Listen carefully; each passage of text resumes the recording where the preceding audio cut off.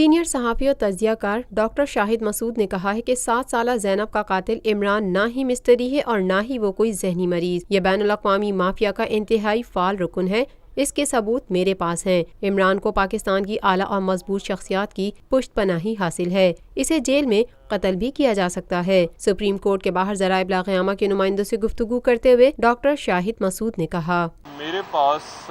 اس بات کے ثبوت موجود ہیں جو میں ابھی عدالت میں پیش کرنے جا رہا ہوں، اور میں چیف جسٹس صاحب کا بھی، میڈیا کا، سول سوسائٹی، کیونکہ یہ سیاست سے ہٹ کے ہم سب کا معاملہ ہے، اور ثبوت جو ہیں وہ یہ ہیں کہ یہ جو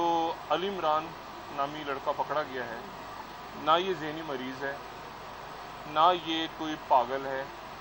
اور یہ ایک بہت بڑے ایک مافیا یا ایک ریکٹ کا حصہ ہے۔ وہ ثبوت میرے پاس ہیں، اور اس میں اس کے کم سے کم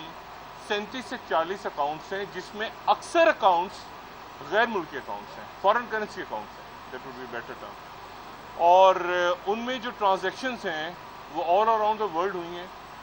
خاص طور پہ Europe, eastern Europe, Russian countries, باقی جگہوں سے، اور ایک عرصے سے ہو رہی ہیں۔ اور ایک ایسا آدمی جس کو بتایا جا رہا ہے کہ وہ مستری ہے، وہ ذہنی مریض ہے، وہ بات صحیح نہیں کر سکتا،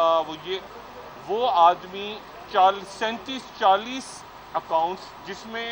Royal Bank of Scotland تک کے اکاؤنٹس ہیں، وہ کیسے آپریٹ ہو رہے ہیں اور کیسے ٹرانزیکشنز ہو رہی ہیں، اور اس میں یہ جو ریکٹ ہے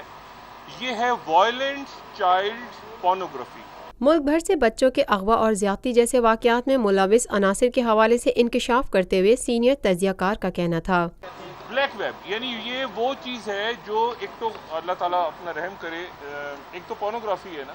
ایک ہے وائلنٹ، یعنی وائلنس میں یعنی یہ وہ لوگ ہیں، وہ مخبوط الحواس یا پاگل لوگ جو دنیا میں بیٹھے ہیں، وہ اس میں جب وائلنس ہو رہا ہوتا ہے بچوں پہ، اور کئی بچے ایسے ہیں، اس میں کئی بچے ایسے ہیں جن کا جب یہ شوٹ کر رہے تھے تو ان کا انتقال ہوا ہے بچوں کا، اور وہ پوری دنیا سے بچوں کی تصویریں بھیجی جاتی ہیں پہلے، پھر وہ اس کے بعد وہاں سے اوکے کا نشان آتا ہے، تو پھر وہ بچے اغوا ہوتے ہیں۔ مجھے نہیں پتا پاکستان میں ایسے کتنے ریکٹ کام کر رہے ہیں، لیکن یہ پوری دنیا میں کام کر رہے ہیں۔ پاکستان کا جو یہ ریکٹ جس سے یہ وابستہ ہے وہ غالباً سب سے بڑا ریکٹ ہے۔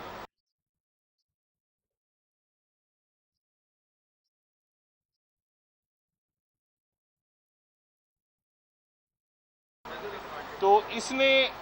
سندھ میں کتنے کیے ہیں، اور یہ بڑا گروپ ہے، تو ظاہر ہے ایک قصور میں کر رہا ہوگا، تو کوئی اب یہ کام ہے تحقیقاتی اداروں کا، کسی مردان، کوئی کراچی، کوئی بلوچی، کیونکہ یہ تصویریں بھیجتے ہیں آگے، پھر اور تصویروں میں سے وہ چوز کرتے ہیں اور دن منتخب کرتے ہیں، پھر یہ ان کو پیمنٹ ہوتی ہے باہر کے اکاؤنٹ۔ بہت شکریہ، thank you very much, thank you.